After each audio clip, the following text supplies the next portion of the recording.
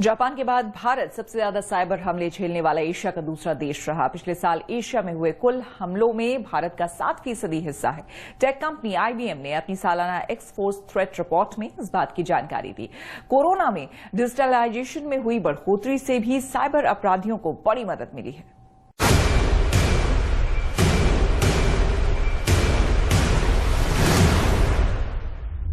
भारत में बीते साल इतने साइबर अटैक हुए कि साइबर हमलों से प्रभावित देशों में जापान के बाद भारत दूसरे नंबर पर आ गया है। IBM की सालाना एक्सफोर्स थ्रेट रिपोर्ट में दावा किया गया है कि साइबर अटैक करने के लिए सबसे ज्यादा रैंसमवेयर का इस्तेमाल किया गया। कुल हमलों में इसकी 40% हिस्सेदारी थी। रैंसमवेयर का इस्तेमाल हैकर्स फिरौती मांगने के लिए करते हैं। इसके लिए यूजर का डेटा चोरी, इनक्रिप्टेड या फिर लीक करने तक की धमकी दी जाती है।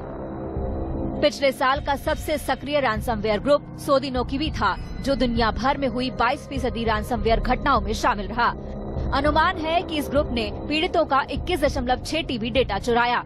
इसके लिए 2/3 पीड़ितों ने फिरौती का भुगतान भी किया और करीब 43% का डेटा लीक कर दिया गया था। पिछले साल फिरौती से समूह के 890 करोड़ रुपए कमाने का अनुमान है। जानकारों का मानना है कि इस तरह के साइबर हमलों से लोगों का डेटा चुराकर उसे लीक न करने के नाम पर रकम वसूली जाती है। ये फाइनेंशियल फ्रॉड ज्यादातर आपको या तो एक फेक एप्लीकेशन बना के भेजे जाते हैं, जहां पर आपको व्हाट्सएप पे या SMS के थ्रू एक लिंक आएगा जहां पर लिखा होगा कि 55 इंच का कलर टीवी चाहिए या फिर आपको एक आईफोन चाहिए, तो आप इस लिंक पर क्लिक करके 5,000 रुपए में उसको खरीद सकते हैं। ये एक फ्रॉड है, यहाँ कभी क्लिक मत कीजिएगा। अब अगर साइबर अटैकर्स के पसंदीदा सेक्टर्स की बात करें तो इनमें शामिल हैं फाइनेंस और इंश्योरेंस सेक्टर, जिस पर 60% हमले हुए। इसके बाद मैन्युफैक्चरिंग और प्रोफेशनल सर्विसेज सेक्टर पर हमले हुए। पिछले साल भारतीय कंपनियों पर सबसे ज्यादा डिजिटल करेंसी माइनिंग और सर्वर एक्सेस से जुड़े हमले हुए। साइबर क्रिमिनल्स ने पब्लिक हेल्थ इंफॉर्मेशन जैसी संवेदनशील जानकारियों का इस्तेमाल करते हुए लोगों को वैक्सीनेशन का लालच देकर भी फंसाने की कोशिश की। रिपोर्ट के मुताबिक भारतीय कंपनियों पर सबसे ज्यादा हमले मई से जुलाई के बीच हुए। इस दौरान महामारी के पीक पर पहुंचने से कारोबारी गतिविधियां ऑनलाइन माध्यमों को अपना रही थी। लॉकडाउन में कई बिजनेस क्लाउड्स को अपना रहे थे और इसी दौरान क्लाउड बेस्ड हमलों में तेजी आई। बड़ी बार ऐसा होता है कि कोई फोन ऑपरेटर आपको कॉल करके आपका आधार कार्ड नंबर मांगता है, कहता है कि हम आपका KYC अपडेट करेंगे या फिर आपके आधार कार्ड जो है वो अपडेटेड नहीं है हमारे सिस्टम्स पर, हमें वो करना है।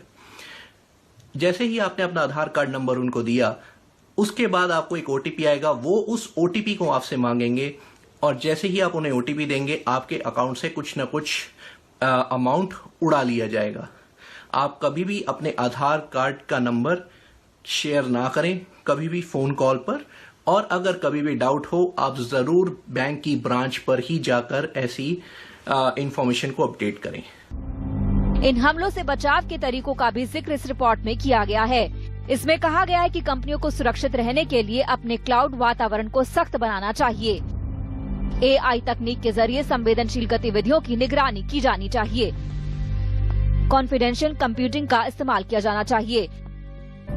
कंपनियों को तय करना चाहिए कि कौन से डेटा तक किस कर्मचारी की पहुंच होगी। रिपोर्ट में बताया गया कि साइबर अपराधियों ने नामचीन ब्रांड्स की नकल करके भी लोगों को ठगने का काम किया। इन साइबर अटैकर्स ने गूगल, ड्रॉपबॉक्स और माइक्रोसॉफ्ट जैसे टूल्स या Amazon और पेपाल जैसी ऑनलाइन शॉपिंग ब्रांड्स के नकली ब्रांड बनाकर भी लोगों को ठगा। YouTube और Facebook भी इस लिस्ट में सबसे ऊपर रहे। 2020 में एडिडास 7वां ऐसा ब्रांड रहा जिसकी सबसे ज्यादा नकल की गई। यानी जितना सतर्क लोग होते जा रहे हैं, उससे 2 कदम आगे का ये साइबर अपराधी सोच रहे हैं। ऐसे में इन हमलों को रोकना भले ही मुश्किल है, लेकिन बचाव से ही इन्हें बेअसर किया जा सकता है। ब्यूरो रिपोर्ट, आज तक। तो इसी के साथ बिजनेस आज तक में मेरे साथ फिलहाल इतना।